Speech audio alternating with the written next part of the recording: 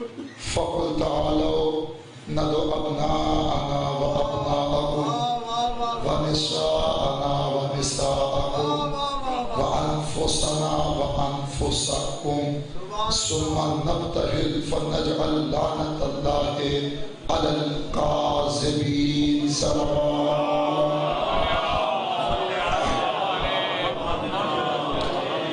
سامعین محترم، موادیان مولائے متقیان و عاشقان مولائے عارفان حضرت ابو عبداللہ الحسین علیہ السلام، آپ کے سامنے بہت مشہور اور معروف آیت کی تلاوت کا شرف حاصل کیا، اور اس کی معنی فضا نے جس موضوع کا انتخاب کیا وہ ہے مباہلہ۔ تمہید میں میرا ساتھ دیں گے، دامن وقت میں قطعاً گنجائش نہیں، پھر نتیجے میں آپ انشاءاللہ بندہ حقیر سراپا تقصیر کو دعاؤں میں یاد رکھیں گے۔ شیخ صدوق علیہ الرحمہ سبقت الاسلام دعائے امام زمانہ سے پیدا ہوئے۔ کتب اربعہ میں سے بہت مستند کتاب ہماری ہے من لا یحضرہ الفقیہ، اس کے مصنف بھی ہیں۔ ان کی ایک اور کتاب ہے خصال الخصال، اس سے ایک روایت پڑھ رہا ہوں۔ سند انہوں نے اس حدیث سے پہلے بیان کی اور معتبر سند کے ساتھ اس روایت کو نقل کیا کہ سلطنت سخن کا بے تاج بادشاہ یعنی علی ابن ابی طالب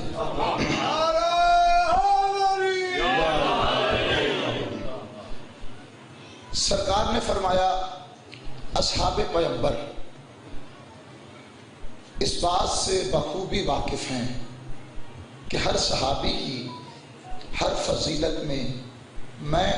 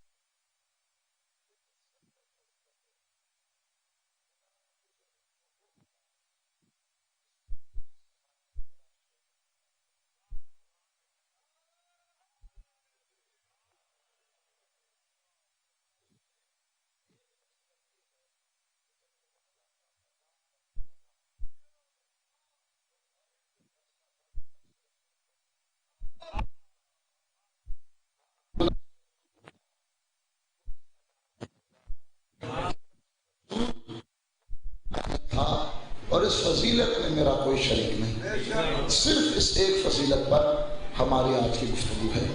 5 منٹ ذرا تمہید جو مباہلہ کی ہے وہ تاریخ ذہن میں رکھیے گا۔ یمن کے شمال میں 10 منزل کے فاصلے پر ایک وادی سنا ہے، اس سے آگے ایک قبیلہ تھا جو نجران کے نام سے مشہور تھا۔ یہاں پہ کوئی عیسائی، کرسچنز، کوئی یہاں پر مذہب یعنی نصرانی یہاں پر نہیں رہتے تھے، بلکہ بت پرست تھے۔ 73 بستیاں یہاں آباد تھیں، 40,000 افراد تھے، اور وہ فقط بتوں کی پوجا کرتے تھے۔ روم کا رہنے والا ایک شخص جس کا نام ہے فیمیون، کیا نام ہے؟ فیمیون، یہ پیشے میں معمار تھا، بڑے خوبصورت لکڑی کے یعنی مختلف اشیاء کو بناتا تھا، اس کا خالق تھا۔ یہ وہاں سے چلا اور اس نے جا کے وہاں پہلے کام کیا کیا، میرا ساتھ دیجیے گا۔ جو بھوکا تھا اس کے کھانے کا اہتمام، جو پیاسا تھا اس کی پیاس بجھانے کا اہتمام، جو مریض تھا اس کے علاج کا اہتمام۔ توجہ کیجئے گا، صادق عالم محمد نے ارشاد فرمایا تھا، نیکی یہ نہیں کہ جس میں انسان کی زبان استعمال ہو، بلکہ نیکی وہ ہے جس میں زبان خاموش ہو، اعضاء و جوارح عمل انجام دیں۔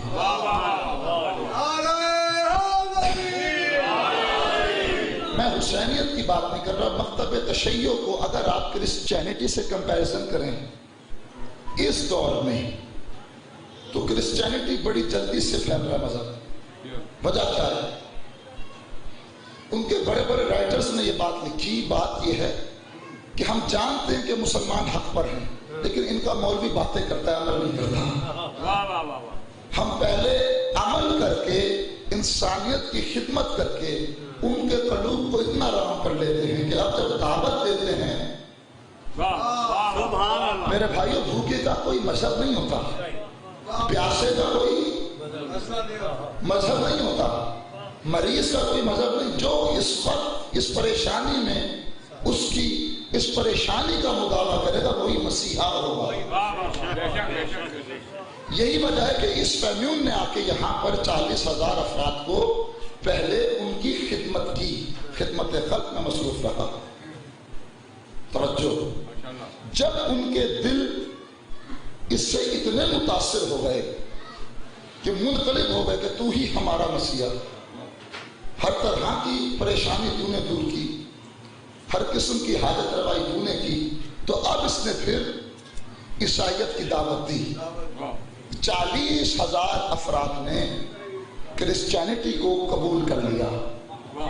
40,000 افراد نے کرسچینٹی کو قبول کر لیا، اور پھر نجران میں ایک مقام ہے جہاں اونٹوں کے پلان سے ایک ان کا کعبہ تعمیر ہوا، جسے آپ گرجا گھر کہتے ہیں، گرجا گھر غالباً جو بھی ہے، وہ ان کا جو چرچ ہے وہ وہاں پر قائم ہوا، وہاں یہ عبادت دیتے تھے، عبادت انجام دیتے تھے۔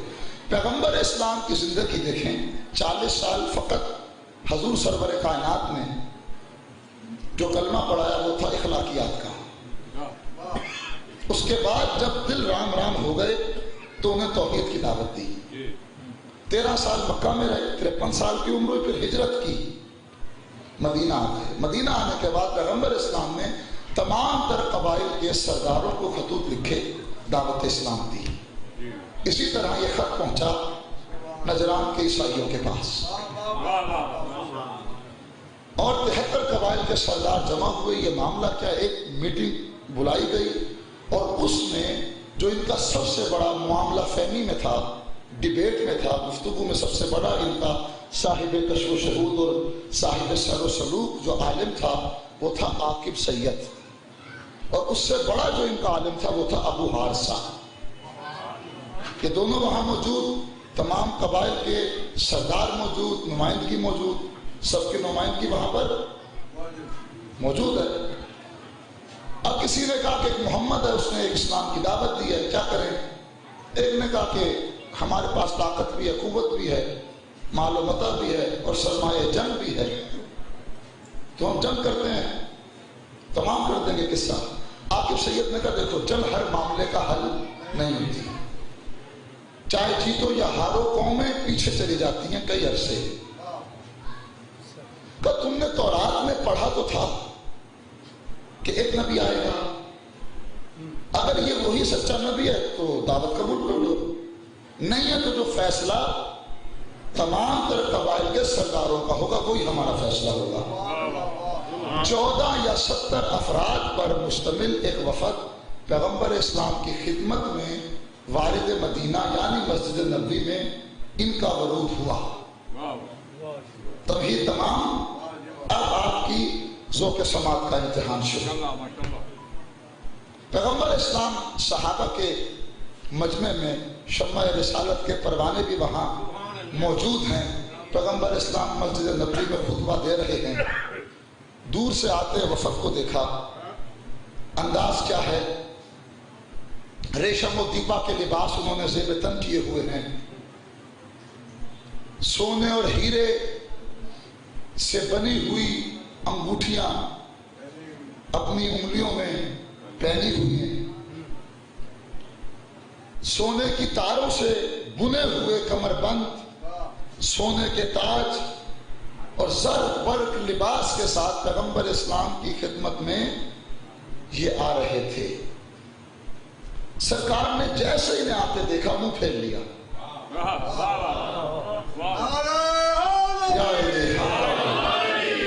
فوراً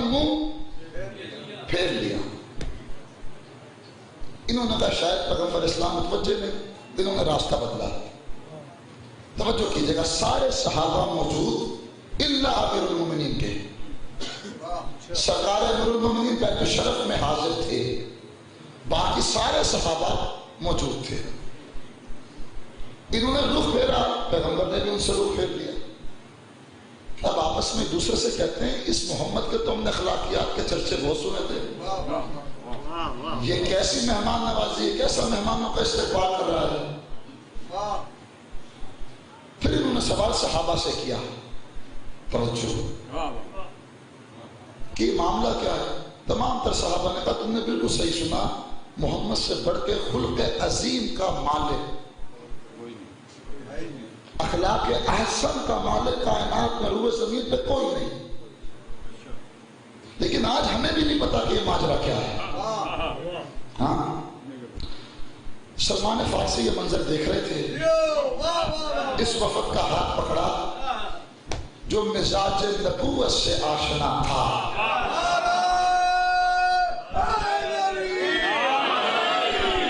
جو مزاج نبوت سے آشنا تھا، جو مزاج نبوت سے آشنا تھا، اس کے در پہ لا کے کھڑا کر دیا. امیر المومنین نے جب ان لوگوں کو دیکھا اور ان کا مدعا سنا کہ پیغمبر اسلام ان سے گفتگو کرنا پسند نہیں کرتے، امیر المومنین نے کہا کیا تم اسی لباس میں گئے تھے؟ کہا بالکل یہی ہمارا لباس تھا جس میں ہم گئے. سرکار جلال میں آ گئے، کہا تم نے کیا ڈھنگ رچایا ہوا ہے؟ ایک طرف کہتے ہم تارک الدنیا ہیں، دنیا اور دنیا کی آرائش سے نفرت ہے، پھر تم اسٹیٹس کو ترجیح دے رہے ہو. اپنے اسی سادہ لباس میں ٹاٹو بوریا کے لباس میں جاؤ، دیکھنا پیغمبر استقبال کریں گے. انہوں نے دوسرے سے کہا بات تو سمجھ میں آتی ہے، کوئی وجہ تو سمجھ میں آئی. اب یہ جیسے داخل ہوئے، سرکار نے مسجد چھوڑی، استقبال کیا.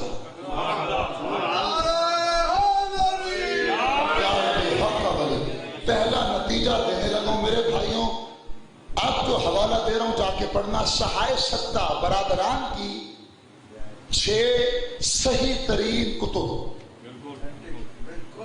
ان میں سب سے اوتھینٹک جو ہے وہ ہے سنن نسائی. سنن نسائی، ابن ماجہ، ابو داؤد، ترمذی، مسلم، بخاری، 6 کی 6 کتابوں میں یہ حدیث موجود ہے، جا کے پڑھنا.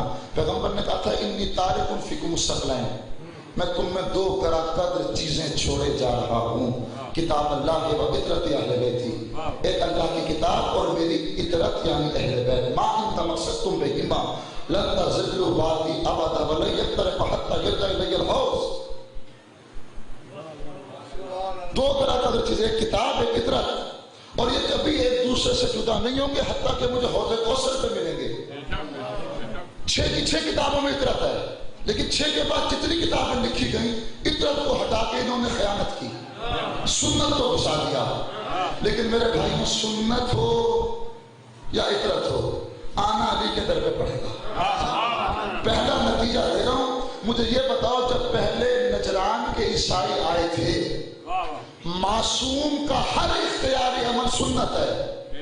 جو پیغمبر نے رخ پھیرا، یہ بھی سنت تھا یا نہیں؟ کوئی صحابی سنت کی وضاحت کرتا؟ یہ پیغمبر نے جو رخ کو پھیرا اور ان سے گفتگو کرنا پسند نہ کی، یہ بھی تو عمل سنت تھا. اگر کوئی صحابی بہتر علی سے زیادہ سنت جانتا ہے تو اس سنت کی وضاحت کرتا.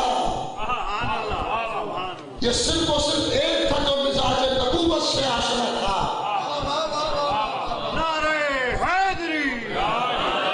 اور فقط ایک علی ابن ابی طالب تھا. تو میرے بھائیوں، چاہے اطرت کا ہو تب بھی علی کے در پہ آنا پڑے گا، سنت سمجھنے کے لیے بھی علی کے در پہ آنا پڑے گا.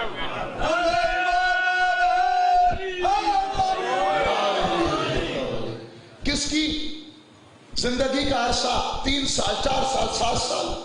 مجھ سے پوچھو مائیت پیغمبر پہ پورا شرح میرا، رسول کی مائیت کا کرائٹیریا کیا ہے؟ میرے بھائیوں، ایک جملہ کہوں گا صرف علی ابن ابی طالب کا رسول سے تعلق پر، ریلیشن پر، کہ علی نے پیغمبر کے ہاتھوں پہ آنکھیں کھولی، پیغمبر نے علی کے ہاتھوں پہ آنکھیں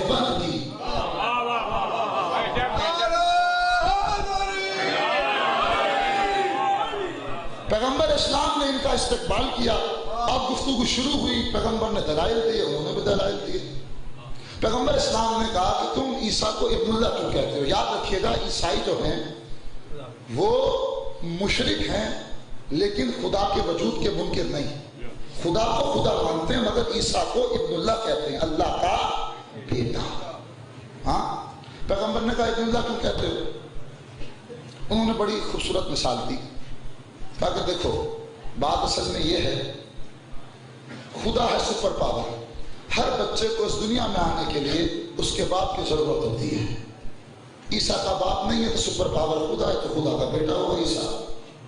پیغمبر نے کہا اگر یہ فضیلت کا معیار ہے, اگر یہ فضیلت کا معیار ہے تو یہ آیت نازل ہوئی سورہ آل عمران کی 59 نمبر آیت, اِنَّا مَثَلَ عِیسیٰ کَمَثَلِ آدَمَ اِنَّا مَثَلَ عِیسیٰ عِندَ اللَّهِ کَمَثَلِ آدَمَ. اللہ کے نزدیک اس عیسیٰ کی مثال آدم جیسی ہے. خلقہ من تراب,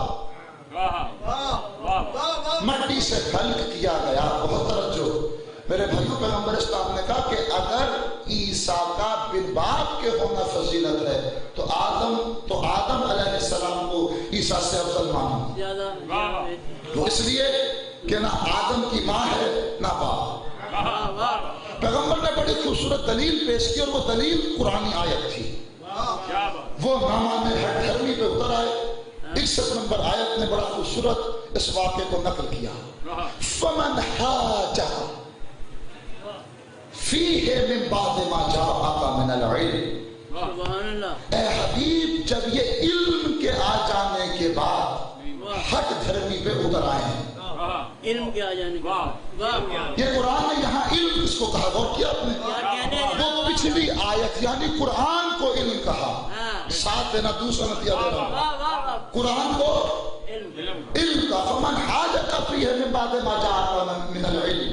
اے حبیب ان سے کہو کہ یہ علم کے آ جانے کے بعد یعنی قرآن کے آ جانے کے بعد وہ آیت اِنَّا مَثَلَ عِیسیٰ عِندَ اللَّهِ کَمَثَلِ آدَمَ خَلَقَهُ مِن تُرَابٍ, یہ وہ آیت تھی.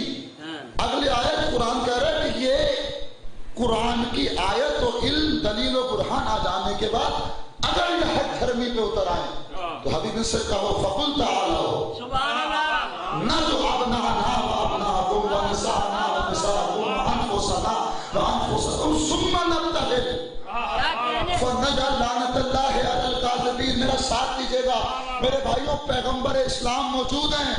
قرآن نے خود آیت پیش کی, علم کہا قرآن کو, لیکن حق کے اس بات کے لیے یعنی اس بات حق کے لیے اس مقام پہ ہو گیا قرآن ناکافی. فمن حاجۃ فیہ من بعد ما جاءک من العلم. اے حبیب علم کے آ جانے کے بعد یعنی قرآن کے آ جانے کے بعد اگر یہ حق دھرمی پہ اتر آئے تو ان سے کہو گے یہ اپنے بیٹوں کو لائیں, ہم اپنے بیٹوں کو لاتے ہیں. یہ اپنی عورتوں کو لائیں, ہم اپنی عورتوں کو لاتے ہیں. یہ اپنی جانوں کو لائیں.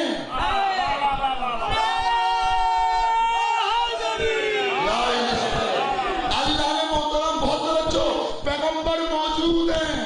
پیغمبر کی زندگی میں اس مقام پہ جب قرآن کافی نہ ہوا, پیغمبر کے بعد کیسے حسبنا کتاب اللہ.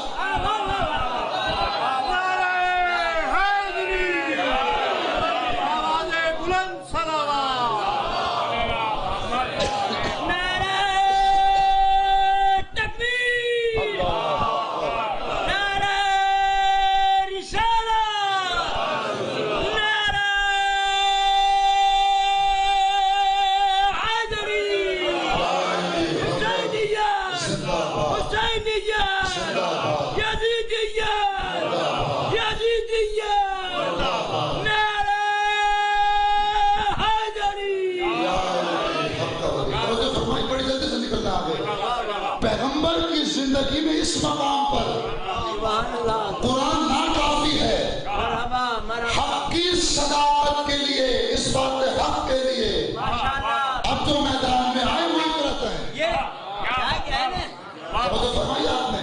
اچھا اب توجہ توجہ کیجئے گا، یہ جو برادران اہل سنت کے ہر مفسر نے لکھا، حوالہ دے رہا ہوں، آغا آیت اللہ عثمان ناصر مکارم شرازی نے اس آیت کے ضمن میں تفسیر نمونہ میں 60 معتبر پوری دنیا کے سلفی، دیوبندی، نقشبندی، بریلوی، بڑے بڑے فقہا، علماء، ان کے اماموں کے حوالے لکھے، 60 حوالے، اور یہ ثابت کیا سوائے پنجتن پاک کے کوئی نہ گیا۔ اور پنجتن پاک جو یہ ہمارے بھائیوں کے یہاں مشہور ہے، یہ مبالغہ سے مشہور ہوئے، اس میں کسی مبغض، کسی سب سے بڑے خارجی ناسبی کی بھی ضرورت نہیں کہ وہ پنجتن پاک کے علاوہ کسی کو شامل کرے، سب متفق ہیں اس بات پر۔ لیکن سوال یہ ہے، آیت کہہ رہی ہے تم اپنے بیٹوں کو لاؤ، ہم اپنے بیٹوں کو لاتے ہیں، بیٹے 2 گئے تھے، تسمیہ کا صیغہ ہونا چاہیے تھا، جمع کا صیغہ کہاں سے آ گیا؟ ابنانا ہے نا، ابنانا ہونا چاہیے تھا کہ اے حبیب ہم اپنے 2 بیٹوں کو لاتے ہیں۔ عربی گرامر میں 2 کے لیے تسمیہ کا صیغہ استعمال ہوتا ہے، ہاں ہم اپنے 2 کو لاتے، تم اپنے بیٹوں کو لاؤ۔ اچھا، وَنِسَانَ وَنِسَاكُمْ، ہم اپنی گئی ایک عورت تھی، جمع کا صیغہ کیوں؟ وَأَنفُسَنَا وَأَنفُسَكُمْ، ہم اپنی جانوں کو لاتے، گیا ایک نفس رسول، جمع کا صیغہ کیوں؟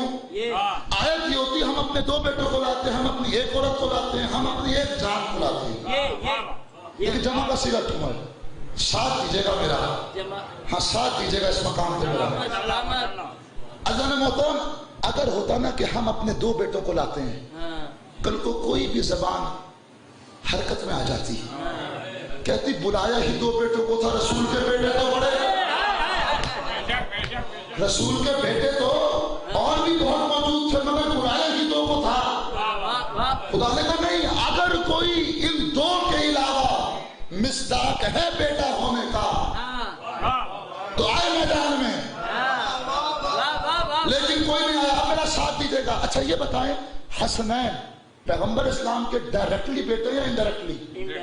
انڈائریکٹلی ہے نا، بیٹی کے بیٹے۔ قرآن نے کہا تم اپنے بیٹوں کو لاؤ، ہم اپنے بیٹوں کو لاتے ہیں۔ اچھا، سیدہ خاتون قیامت سلام اللہ علیہا،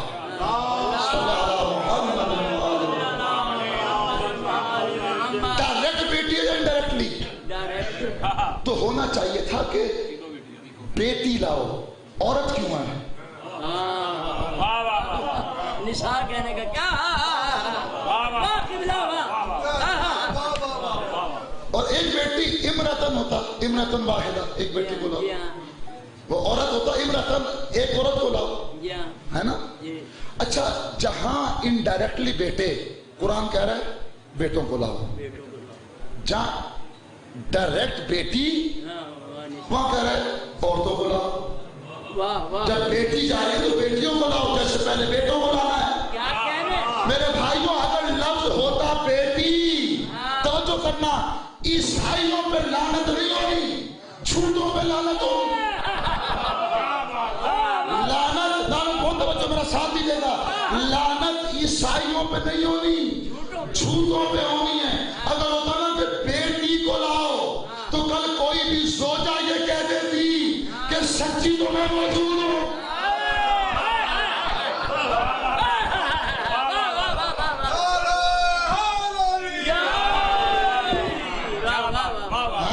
میرے بھائیوں، عورت بہن بھی ہوتی ہے، بیٹی بھی ہوتی ہے، ماں بھی ہوتی ہے، بہن بھی ہوتی ہے۔ خدا نے کیا کہا کہ تم اپنی عورتوں کو لاؤ، ہم اپنی عورتوں کو لاتے ہیں، یعنی کیا؟ اگر کوئی زوجہ سچی ہے تو آئے میدان میں، کوئی بہن سچی ہے تو آئے میدان میں، کوئی بیٹی سچی ہے تو میدان میں آئے، مگر سیدہ کے علاوہ کوئی نہ آیا۔ اب جملہ کہنے لگا ہوں، ہونی تھی جھوٹوں پہ لعنت، عیسائیوں پہ نہیں۔ اس لیے اب جس نے بھی زندگی میں ایک جھوٹ بولا ہوگا، میدان مبالغہ سے فرار اختیار کرتا ہوگا۔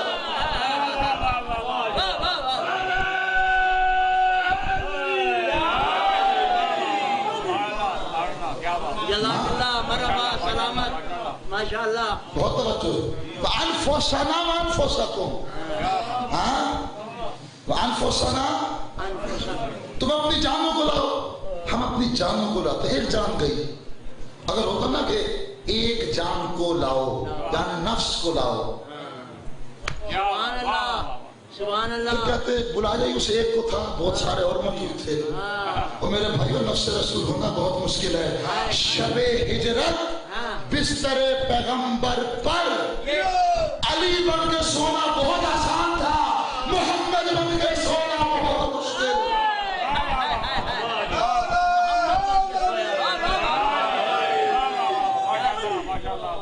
تمام کر رہا ہوں, میرا ساتھ دیجیے گا. کیا کہنے. اب ذرا ترتیب پہ آیت اللہ عثمہ, وحید الدہر, وحید خراسانی.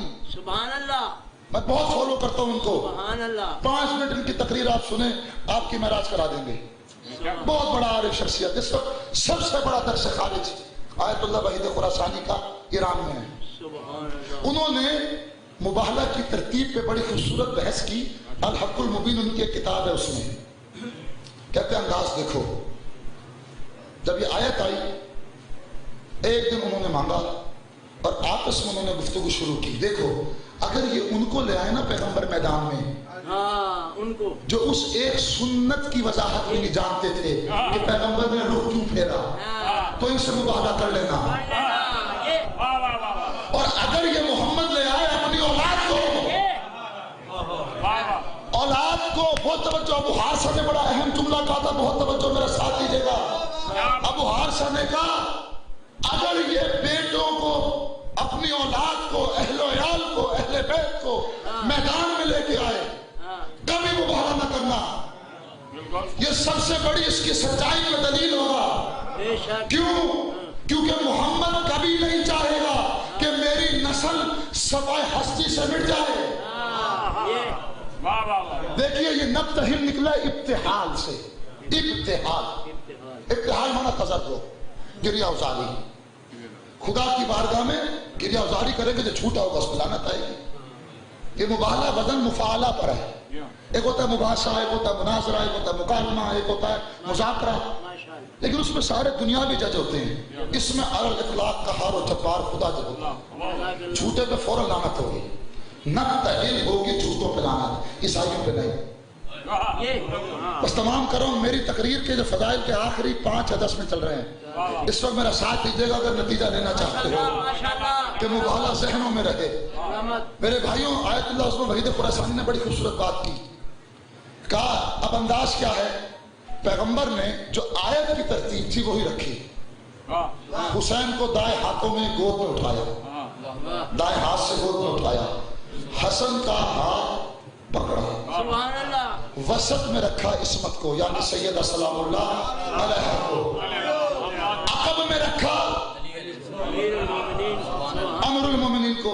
وہ کہتے ہیں ہر میدان میں سب سے آگے ہونے والا آج سب سے پیچھے کیوں ہے.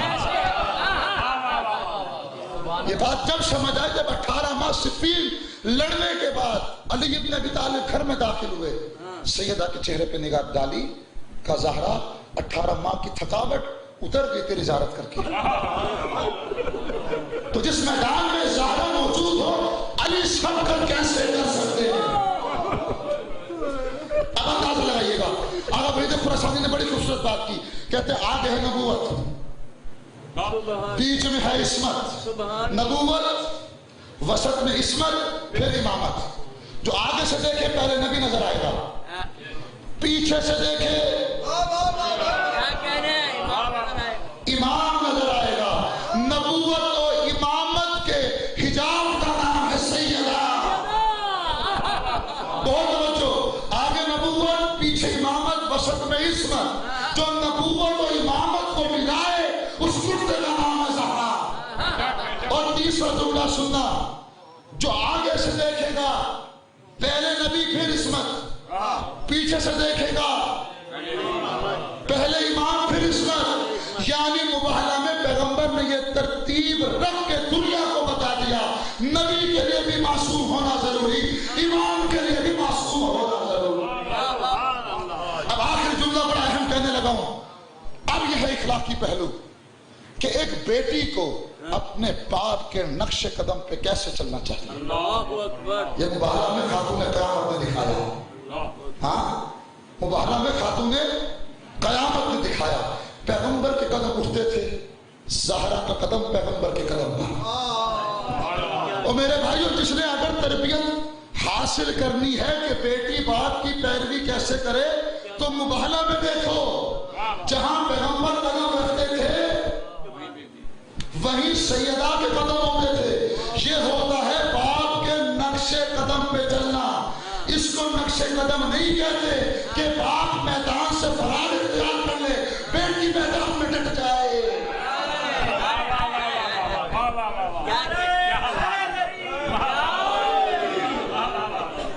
ہاں، نقش قدم اسے نہیں کہتے کہ باپ میدان سے بھاگ جائے، بیٹی میدان میں ڈٹ جائے۔ شاید کالم صاحب بہت تھکے ہوئے ہیں۔ ہاں، توجہ۔ بسم اللہ۔ تعرف الاشیاء باسدادها، چیزوں کو پہچانا جاتا ہے ان کی ضدوں کے ساتھ۔ صحیح۔ اب 3 آیت قرآن کی پڑھو، سچے کون ہیں، میدان میں کون آئیں گے، اور پھر ذکر مصیبت۔ سورہ مبارکہ بقرہ، لیس البر ان تولوا وجوہکم قبل المشرق والمغرب ولكن البر من آمن بالله والملائكة والكتاب والنبيين وآتى المال على حبه ذوي القربى واليتامى والمساكين وابن السبيل والسائلين وفي الرقاب اقیموا الصلاة وآتوا الزکاة والموفون بعهدهم اذا عاهدوا صابرین فی البأساء والضراء وحین الباس اولئک الذین صدقوا واولئک هم المتقون۔ آیت نمبر 177 سورہ بقرہ۔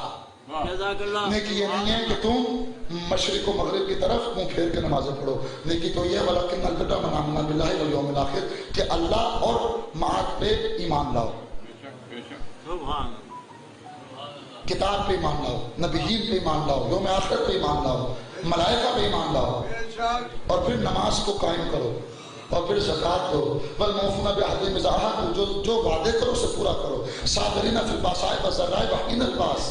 وہ سچے تو وہ ہیں کہ جو کٹھن منزلوں میں، مشکلات میں، مصیبتوں میں شکر کرتے نظر آتے ہیں۔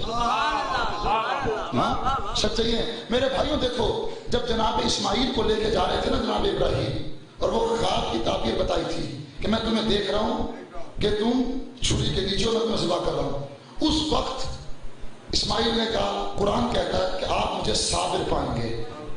صبر کیا جاتا ہے مصیبت پر۔ شاہ عبد الحق محدث دہلوی نے لکھا، جا کے اٹھاؤ جتنی تاریخ کی کتابیں اٹھاؤ، تاریخ میں سب سے پہلے سجدہ شکر جس نے کیا وہ کون سا مقام تھا؟ جب رسول نے کہا یا علی میں ہجرت کر رہا ہوں، تم سو جاؤ، کیا میرے سونے سے آپ کی جان بچ جائے گی؟ یہاں جان علی کی داؤ پہ ہے، مگر علی سجدہ شکر میں گرا۔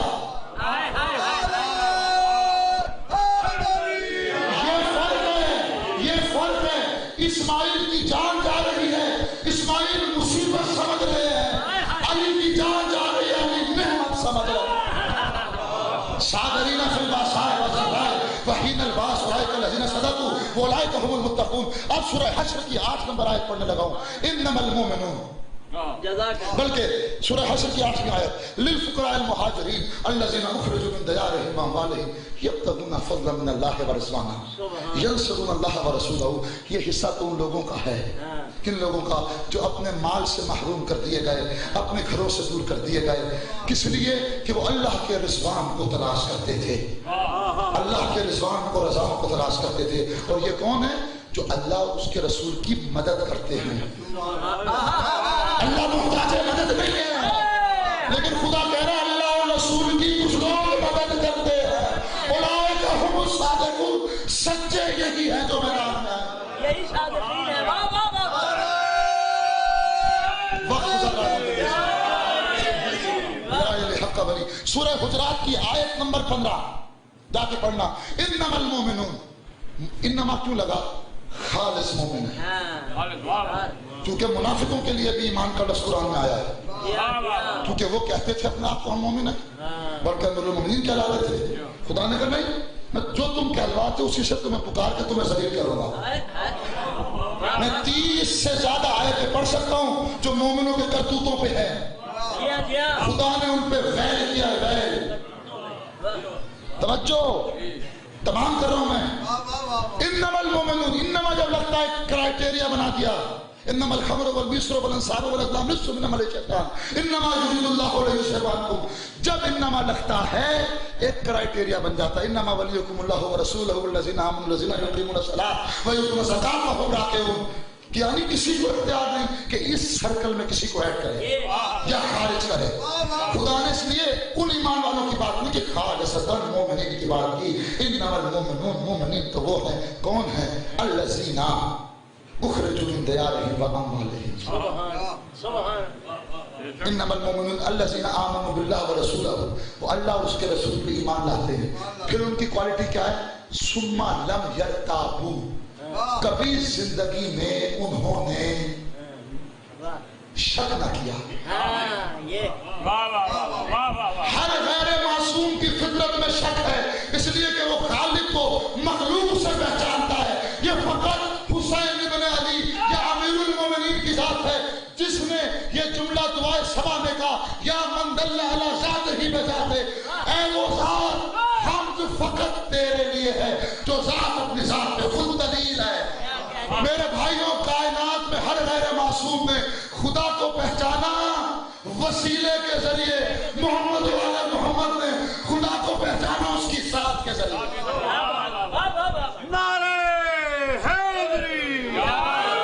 ثم لم یرتابوا، انہوں نے کبھی شک نہ کیا. وجاہدوا باموالہم، اپنے مال سے جہاد کیا. اولئک ھم الصادقون. 3 آیات پڑھ چکا ہوں صادقون کی. بہت توجہ، یہ جائیں گے میدان میں. اب بڑا اہم سوال کرنے لگا ہوں میرے بھائیوں. چلو وہ تو تھے جو نہ آئے میدان میں. پیغمبر نے یہ بھی تو کہا تھا کہ کائنات میں ابو ذر سے بڑھ کے کوئی شخص نہیں جو اتنا سچا ہو جس پہ آسمان نے سایہ اور زمین نے اس کا وزن اٹھایا ہو. ابو ذر آ جاتے میدان میں.